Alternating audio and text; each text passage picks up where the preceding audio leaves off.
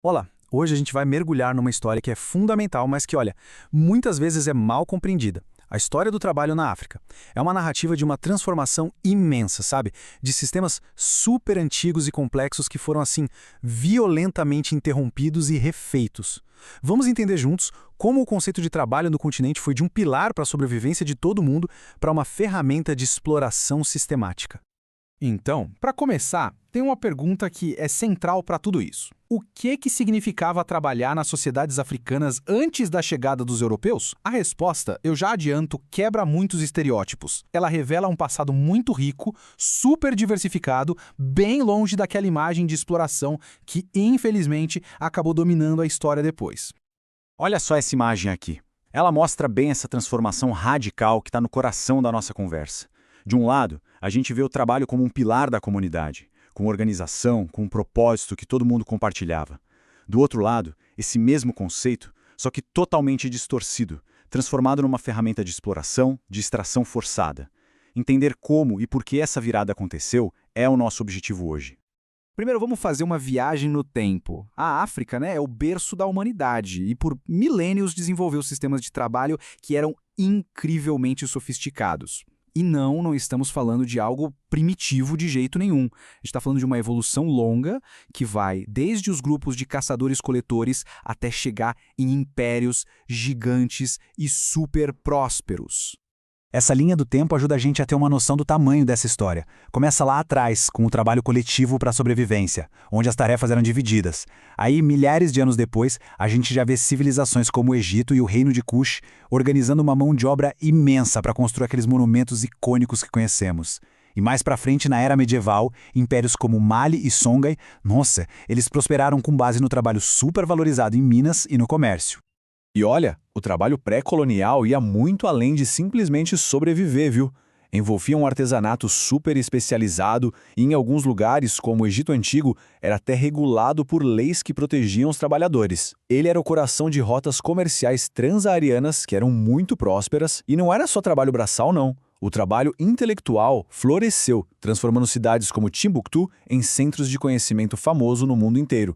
E aí, tudo mudou! A chegada das potências europeias foi uma ruptura violenta, fundamental. Aqueles sistemas de trabalho que levaram milênios para evoluir foram simplesmente desmantelados. E no lugar, colocaram um novo paradigma, o da exploração para o lucro colonial. O ponto de virada político foi a tal da Conferência de Berlim. Foi ali que as nações europeias literalmente pegaram um mapa e desenharam fronteiras, dividindo o continente entre elas. O objetivo era claro, declarado, facilitar a exploração de recursos e de mão de obra. E o ponto mais crucial de tudo isso é que foi feito sem um único representante africano presente. Ninguém. Essa citação aqui, ela resume perfeitamente a dinâmica da coisa. A escravidão e o trabalho forçado não foram só uma consequência da colonização. Não, eles foram o motor que moveu tudo isso. Criou-se um sistema que se retroalimentava. Sabe, a exploração de pessoas permitia a exploração de terras, o que por sua vez justificava ainda mais exploração de pessoas. Um ciclo vicioso. Tá, mas como é que esse sistema funcionava na prática? As potências coloniais não chegaram pedindo por favor para as pessoas trabalharem, de jeito nenhum. Elas implementaram métodos brutais, sistemáticos, para forçar populações inteiras a servir aos interesses econômicos delas. Esse modelo pode ser resumido em 3 passos bem claros. Primeiro, a apropriação de terras. Isso tirou das comunidades os seus meios de vida. Segundo passo, a imposição do trabalho forçado. E isso vinha com muita violência. Coerção, impostos totalmente injustos. E terceiro, o grande objetivo final, a extração massiva de recursos, mandando toda a vasta riqueza da África direto para a Europa. Para a gente ter uma ideia da escala disso, vamos ver quais eram os principais alvos dessa extração. Setores inteiros da economia foram reorientados para o lucro colonial. A mineração, por exemplo, em busca de ouro e diamantes, foi algo particularmente brutal. A agricultura também foi transformada, forçando a produção de coisas para exportar, como algodão e borracha, em vez de comida para a população local. E os recursos naturais, como a madeira, foram explorados em massa. Tudo, absolutamente tudo, com mão de obra africana forçada. E aqui tem um ponto que é crucial destacar: o impacto sobre as mulheres africanas. Elas enfrentavam o que a gente chama de uma carga dupla de exploração. Pensa bem, além de serem forçadas a trabalhar nas mesmas minas e plantações que os homens, elas ainda eram submetidas à servidão doméstica. Era uma camada a mais de exploração que muitas vezes fica esquecida na história. Mas, atenção, essa não é só uma história de vitimização, não. Diante de toda essa exploração brutal, os povos africanos resistiram, e muito. A luta contra o domínio colonial e contra a exploração do trabalho foi feroz, foi constante e, olha, aconteceu de muitas formas diferentes por todo o continente. E isso aqui ilustra muito bem a diversidade dessa resistência. Tivemos movimentos armados, que lutaram de frente com os exércitos coloniais. Tivemos greves e protestos de trabalhadores que chegaram a paralisar a economia colonial. A resistência também foi cultural, sabe? Preservando tradições, línguas.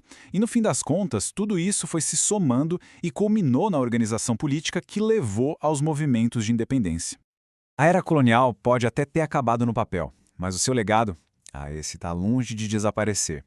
As estruturas de exploração que foram montadas há mais de um século continuam ecoando até hoje, e elas moldam muitos dos desafios que o continente africano enfrenta atualmente. Essa tabela aqui traça uma linha direta do passado até o presente. A extração de recursos daquela época abriu o caminho para o domínio das corporações multinacionais de hoje. Os sistemas de trabalho forçado, de certa forma, evoluíram para o que a gente chama de práticas econômicas neocoloniais. E aquela dominação política e econômica da era colonial deixou um legado de ciclos de dívida internacional que até hoje dificultam o desenvolvimento. O ponto crucial é o seguinte: entender a história da exploração do trabalho na África não é só um exercício acadêmico. É essencial para a gente compreender os desafios e também as esperanças do presente. A questão que fica profunda, é complexa, e nos convida a refletir como é que um legado tão pesado continua a influenciar o futuro.